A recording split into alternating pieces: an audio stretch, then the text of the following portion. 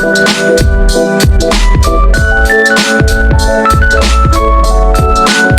लड़का जो दुनिया की किसी भी लड़की के टच से कुछ फील नहीं करता, लेकिन सिर्फ अपनी एक्स गर्लफ्रेंड के टच से उसकी बॉडी रिस्पॉन्स करती है। आखिर ऐसा क्यों?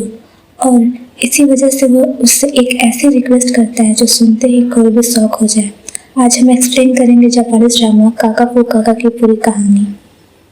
इस स्टोरी की हीरोइन है अक्की तिराडा, 24 साल की एक सिंपल लड़की। बाहर से वो नॉर्मल दिखती है, लेकिन अंदर ही अंदर उसका कॉन्फिडेंस काफी टूट चुका होता है।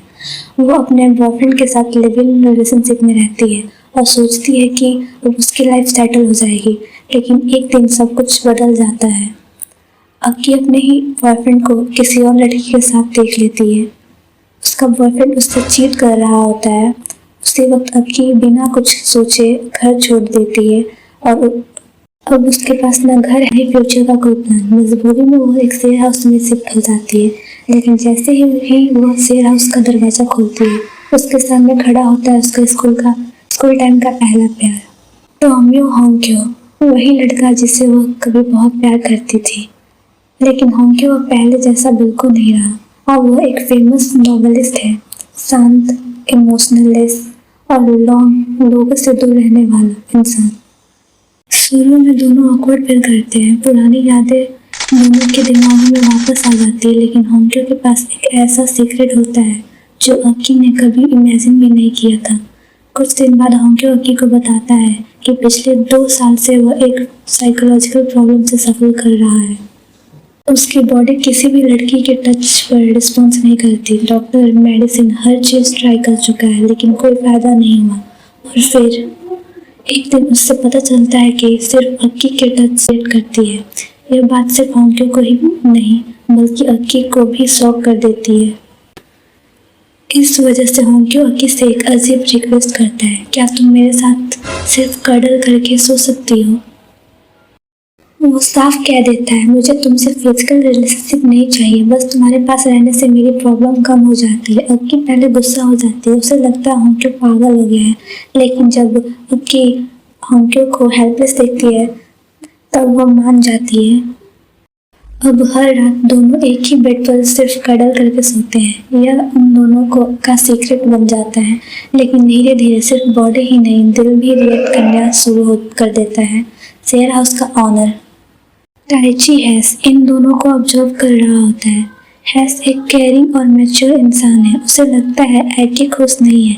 उसे महसूस होता है कि होंक्यो अपनी फीलिंग कभी एक्सप्रेस ही नहीं करता, और इसी बीच हैस खुद अक्की से प्यार कर बैठता है। एक दिन वो अक्की को प्रपोज कर देता है, उसे घुमाने के लिए ले जाता है। उसका कहना होता है, मैं तुम्हें एक नॉर्मल और सिक्योर लाइफ दे सकता हूँ। अब अक्की के सामने जिंदगी का सबसे मुश्किल डिसीजन होता है।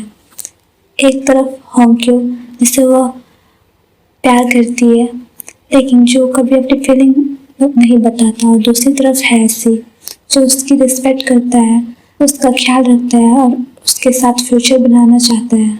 एक दिन वो अक्की को प्रपोज कर देता है, उसे घुमाने के लिए ले जाता है। उसका कहना होता है, मैं तुम्हें एक नॉर्मल और सिक्योर लाइफ दे सकता हूँ। अब अक्की के सामने जिंदगी का सबसे मुश्किल डिसीजन होता है। एक तरफ होंक्यो जिसे वह प्यार करती है, लेकिन जो कभी अपनी फीलिंग नहीं बताता, और दूसरी तरफ हैसी जो उसकी रिस्पेक्ट करता है, उसका ख्याल रखता है और उसके साथ फ्यूचर बनाना चाहता है। दूसरी तरफ अकारी जो होंक्यो को पसंद करने लगती है, वो भी स्टोरी में इमोशन और मिसअंडरस्टैंडिंग को और बढ़ा देती है। जैसे जैसे वक्त गुजरता है, अक्की को लगने लगता है कि होंक्यो उसे सिर्फ अपनी प्रॉब्लम सॉल्व करने के लिए यूज कर रहा है। उसके लिए प्यार से ज़्यादा उसकी बॉडी इम्पोर्टेंट है। यही सोचकर अक्की का दिल टूट जाता है और वो डिसाइड करती है कि वो शेयर हाउस छोड़ देगी। जब होंक्यो को पता चलता है कि अक्की हमेशा के लिए उससे दूर जा रही है, तब पहली बार उसका इमोशनलेस चेहरा टूट जाता है। उससे एहसास होता है कि अक्की सिर्फ उसकी प्रॉब्लम का सॉल्यूशन नहीं थी, बल्कि उसकी पूरी दुनिया थी। आखिरकार होंक्यो अपनी सारी फीलिंग कन्फेस करता है। वो मानता है कि उसने अपनी इमोशन छुपाकर बहुत बड़ी गलती की। अक्की भी समझ जाती है कि होंक्यो सच में उससे प्यार करता है और इसी कन्फेशन के साथ दोनों अपने पास्ट को पीछे छोड़कर एक नया और ज़्यादा मैच्योर रिलेशनशिप की शुरुआत करते हैं। ये ड्रामा हमें बताती है कि कभी कभी सबसे बड़ी प्रॉब्लम बड़ी बॉडी में नहीं, दिल और दिमाग में होती है, और जब प्यार सच्चा हो तो सबसे मजबूत दीवार भी टूट जाती है। अगर आपको ऐसी यूनिक और इमोशनल ड्रामा स्टोरी पसंद है तो वीडियो को लाइक करें और चैनल को सब्सक्राइब करना मत भूलिए। एंड हाँ, अगर आपको ये अगर अच्छा लगे तो अगर आप कमेंट करोगे तो मैं हर एपिसोड को एक्सप्लेन करूँगी।